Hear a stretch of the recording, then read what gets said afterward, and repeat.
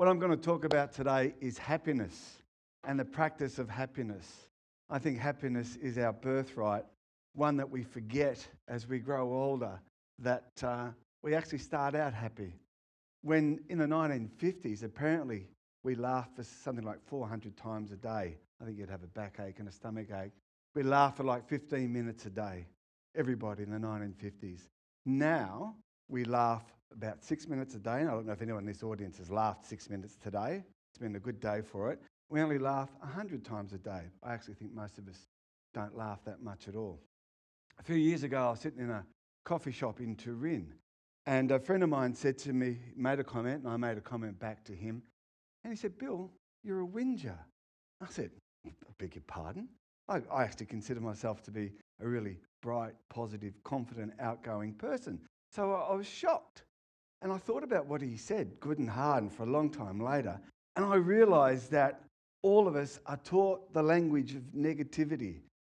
Easy for us to say what we didn't like about that movie we saw last week than it is to say what we liked about it. It is easier for me to say about TEDx here what annoys me about him than what it is that I like about TEDx.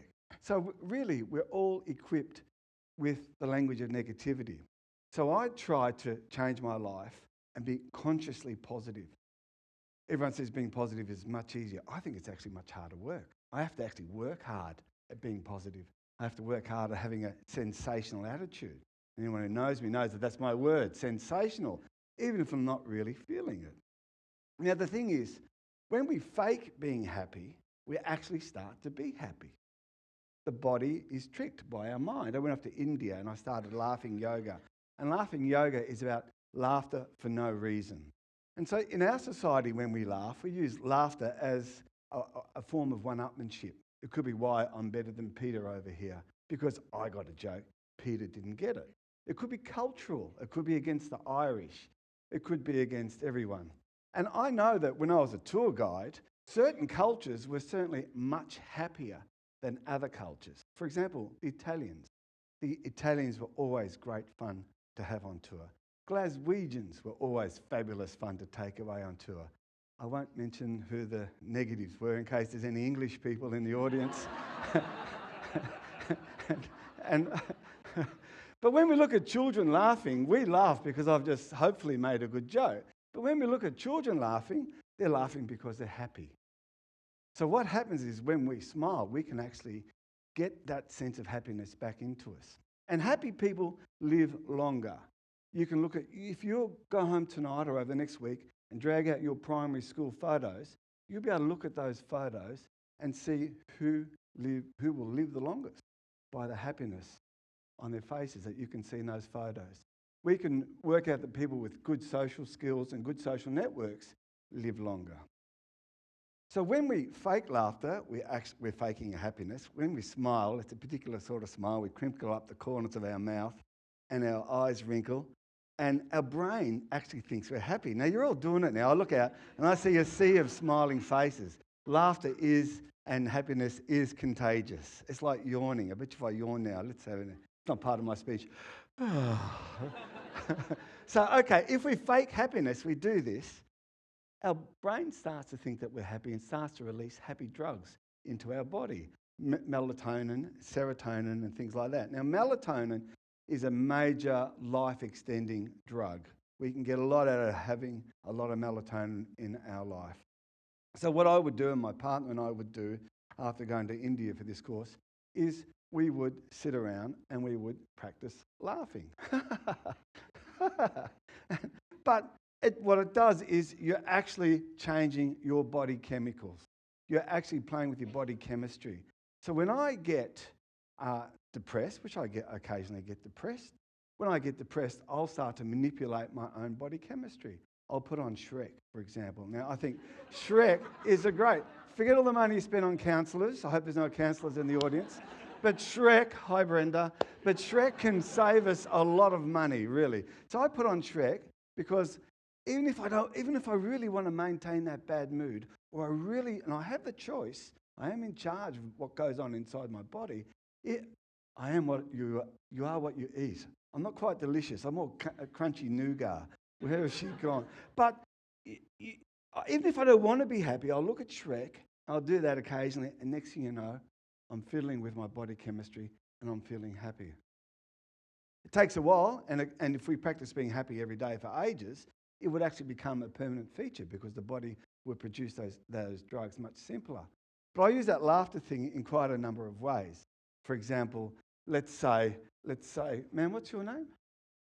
Yes, Michael. Okay, let's say Michael. Let's say I'm going to Michael's place for dinner. Michael and I, we're really good friends. Now, even though I've just learned his name, I really enjoy Michael's company and that of his wife. What's her name? Karen. Michael and Karen, we're like that. Come around for dinner on Friday night. And and so I've had a really busy week. I've had a hard week. And the last thing I want to do this Friday night is actually go around to Michael and Karen's place. Not through any fault of them. Karen's a great cook. Michael's good at dishes. But, they're not. So I turn up, and on the way to Michael's house, I'll sit in the car and I'll laugh at myself.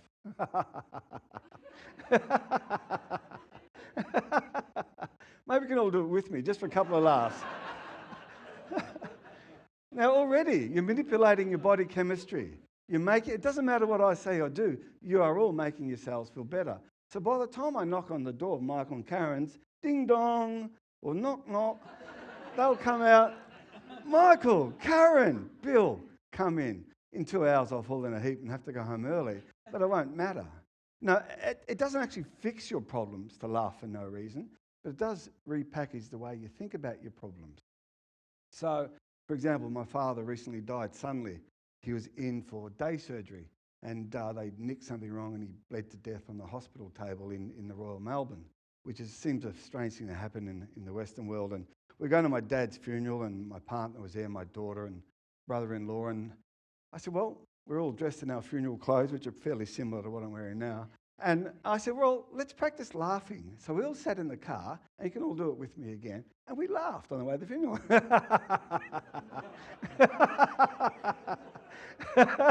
I was the happiest person at the funeral. It didn't solve anything, but it gave me the strength and the energy to turn up and be positive for the people for whom I cared and who are around me.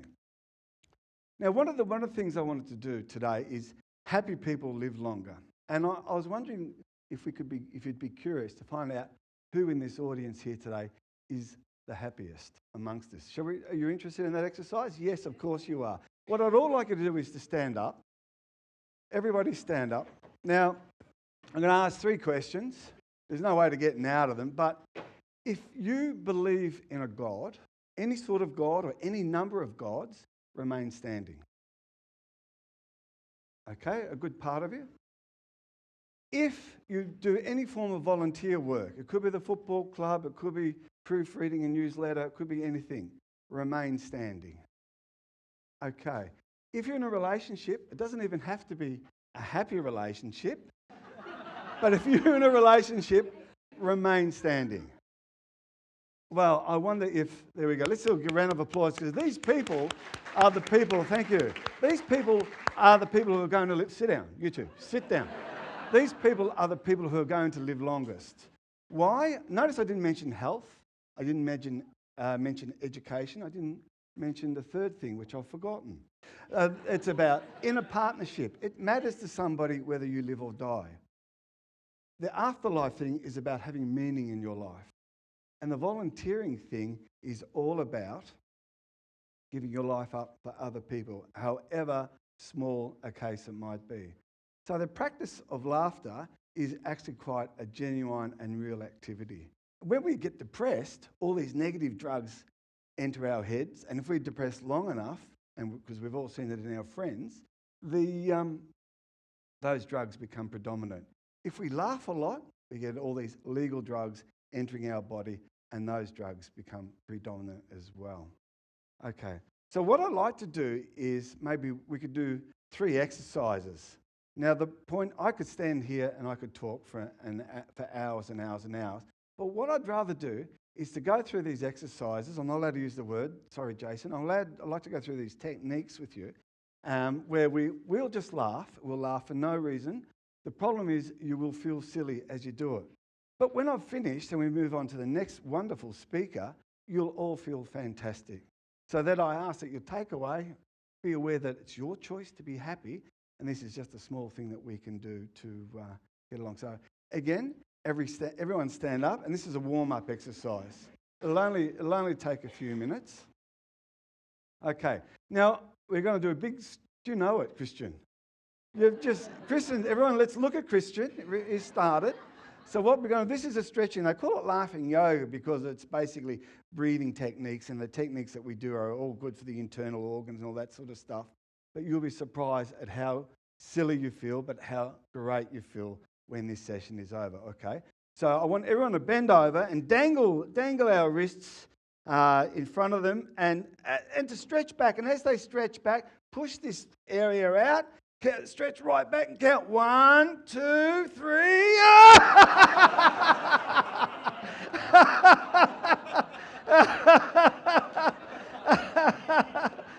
What a reaction. And you're one of the best audiences I've ever had react. So I don't know if there's something special about... We're going to do this a couple of times more just so we can reinforce that. All right, Elaine, and we'll all count together. Ready, set, stretch back. 1, 2, 3.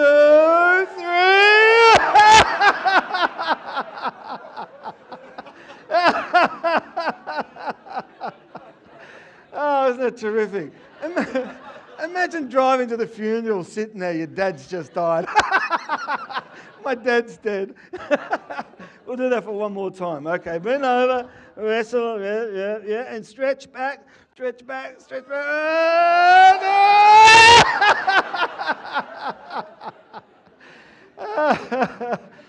I showed this to a friend, and she spoke about growing up in Melbourne, and she'd go for long country drives as a kid with her mum and dad, and they'd all start, Mum, he started, Mum, she started, and the mum would pull over the car. Now everybody, happy, happy, happy, laugh, laugh, laugh. And it's exactly the same thing. The mother was actually intervening and changing the tone and injecting all those happy drugs. The next one will be, we'll call this the lawnmower one. I hate lawnmowers. Outboards. Why won't they ever start when you need them? You know, it's just, if it's shocking things. So we go like this, we go.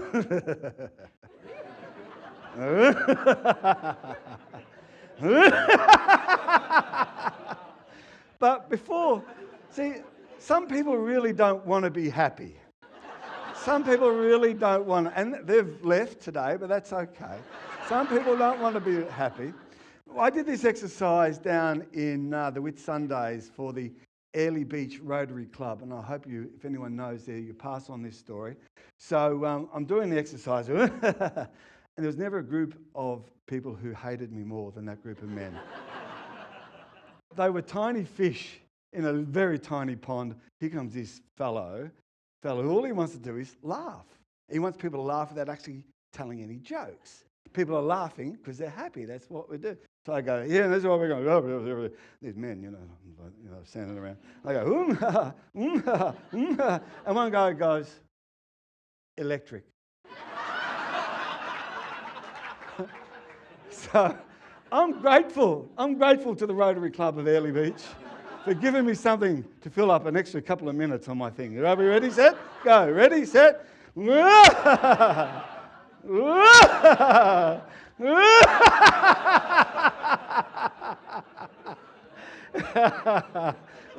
more time.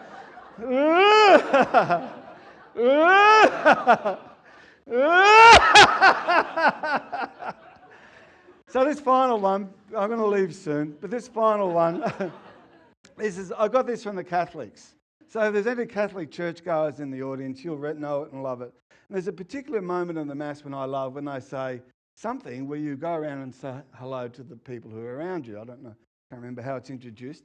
But what I'd like you all to do is just quickly to the people behind you, in front of you, on either side, and go, make eye contact. It's very important you make eye contact and go, Can you do it back at me though this time? Are we ready?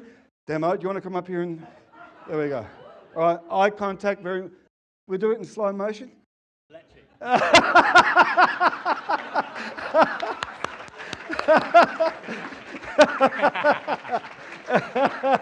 Yeah.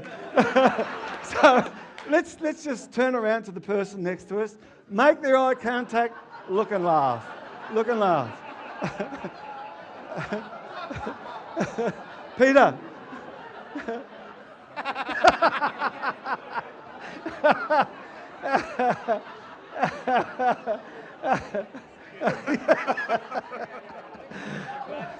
Yeah. All right. Isn't that lovely? That's a lovely thing, isn't it? It's, I don't go to Mass often, but that's my favourite part of the whole Mass. So you've got the gist of it. Should we do one more maybe? A quick one. This is the mixing up the milkshake. It's like the lawnmower one. They just give it another name and raise your arms. You go, ah, ah, ah. All right, we'll do a quick mix of the cocktail. Could be everyone.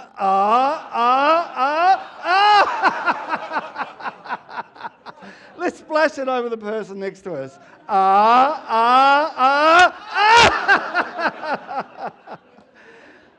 Thank you, everyone. It's been a pleasure.